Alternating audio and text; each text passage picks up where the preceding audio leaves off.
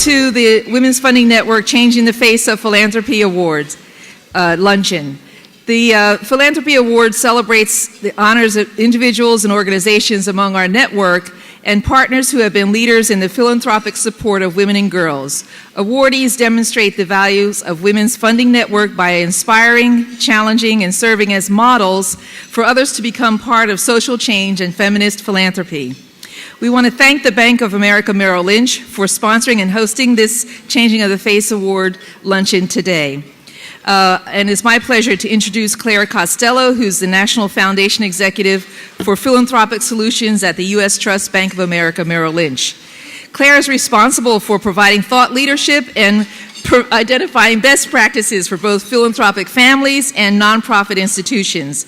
And she's been such a champion for Women's Funding Network, not just this year, but really, I discovered today at breakfast that she has such an extensive background in the philanthropic and nonprofit sector, because I kept wondering, who is this lady high in banking that keeps calling WFN? But she gets it. So Claire, we're really, really thrilled to have your friendship, support, and leadership and hosting us today. Thank you so much. Welcome.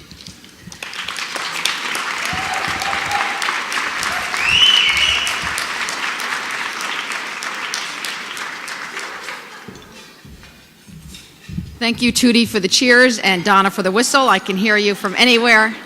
On behalf of the mothership, my mothership, that is U.S. Trust Bank of America Merrill Lynch, we are pleased and privileged again to be sponsoring the awards luncheon today.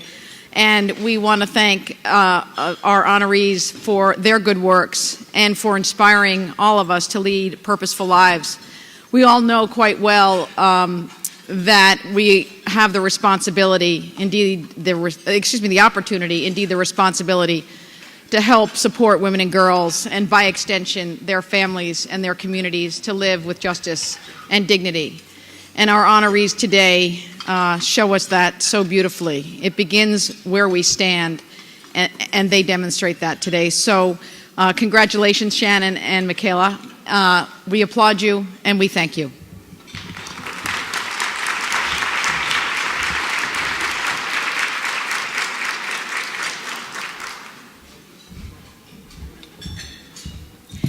We have a treat today before we get to the actual award presentation.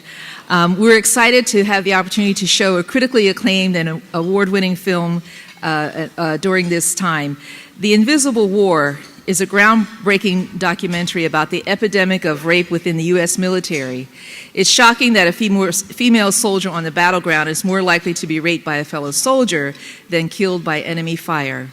In the last decade alone, there have been hundreds of thousands of sexual assaults, and The Invisible War focuses on the stories of several young women and reveals the systemic cover-up against them in their struggles to rebuild their lives and fight for justice. I'm pleased and honored that we have one of the filmmakers of The Invisible War with us today, Amy Ziering, who is here, and she's also going to be hosting and leading the evening screening of the film. Amy's an Emmy-nominated and award-winning Los Angeles producer and director. Her most recent film, Outrage, premiered on HBO. Her previous release, The Memory Thief, was New York Times Critics' Pick and won several festival awards.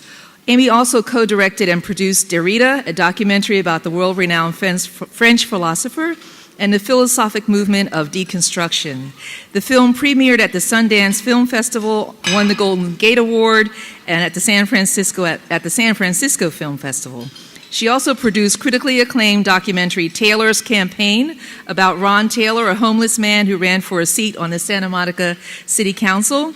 Before becoming a filmmaker, Amy taught literature and film at Yale University and at Bennington College in Vermont. Before Amy comes up, we're going to just watch a trailer from the film, and then she's going to come up and talk to us. So let's look at the trailer.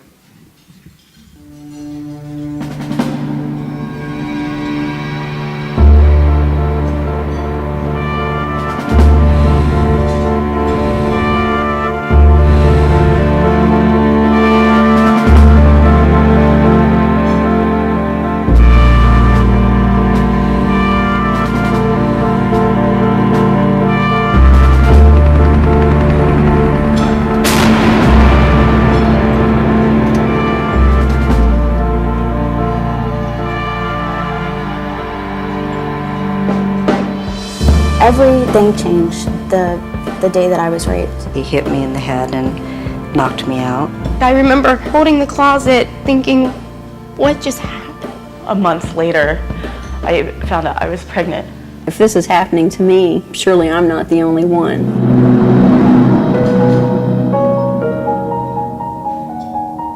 $16,150 service members were assaulted in 2009. About 500,000 women have now been sexually assaulted in the U.S. military.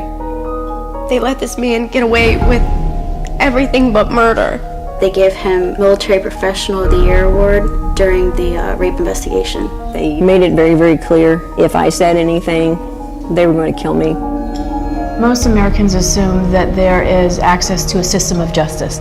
You would think that because the military is about protecting our country, that certainly they would want to protect their own. We're a country who needs every good soldier to make sure we have a strong military defense. How many women are leaving the military because they've been sexually assaulted or raped?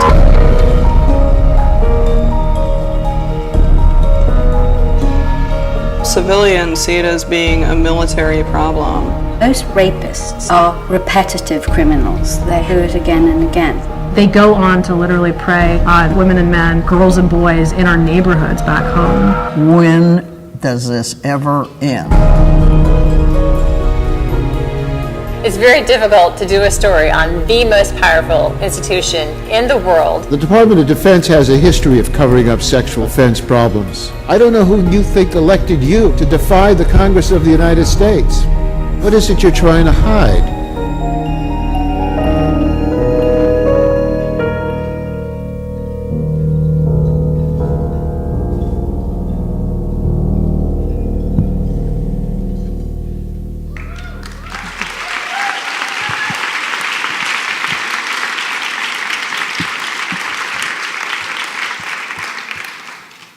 Thank you.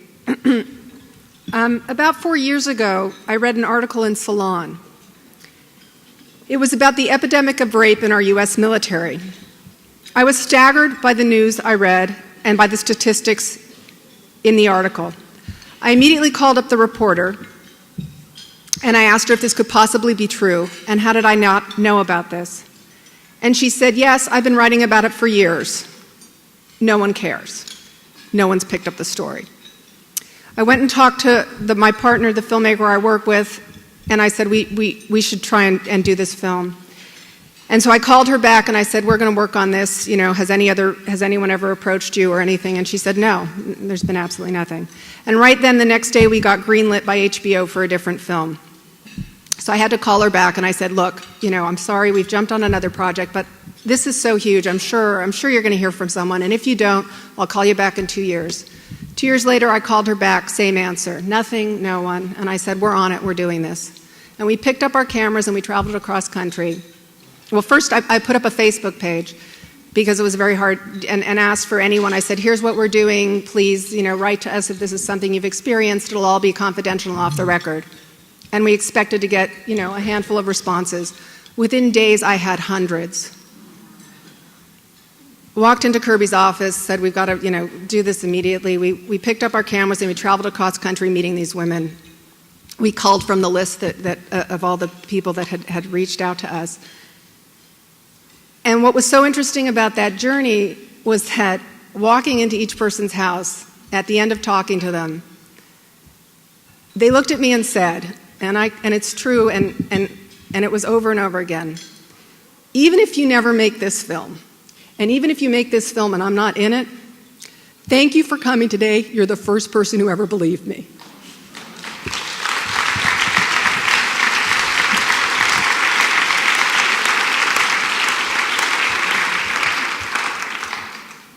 While our film addresses the problems that affect women and men in the U.S. military, this is not just a domestic issue.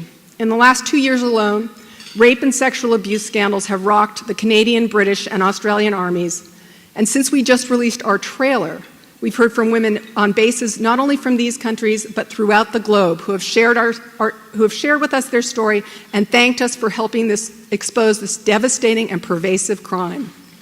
What's more, the issues our film deals with, the complex and unique nature of military culture, sexism, misogyny, and the strength and power of resources of women who elect to fight back, are ones that will resonate and be instructive to women who work on these issues throughout the globe. No one who's seen this film has left the room unchanged. I hope all of you can join us tonight for our screening. The director and I will be there. One of the women who you saw in the trailer will also be there for a Q&A. If you can't make the screening tonight, please come to our website and see how you can take part and take action. And please, we're opening in theaters on June 22nd. And as you know, it's a really hard struggle for documentaries, to get people to theaters, and especially a movie of this nature. So if you could please tell your networks and get this word out to your list to come to theaters on June 22nd and support this. It will really send a strong message to the DoD that people are out there and care. Vote with your feet. So that's June 22nd in 5 cities. Go to our website, invisiblewarmovie.com, and please, please come tonight. We need everyone, all hands on deck for this one, and together we can make a difference.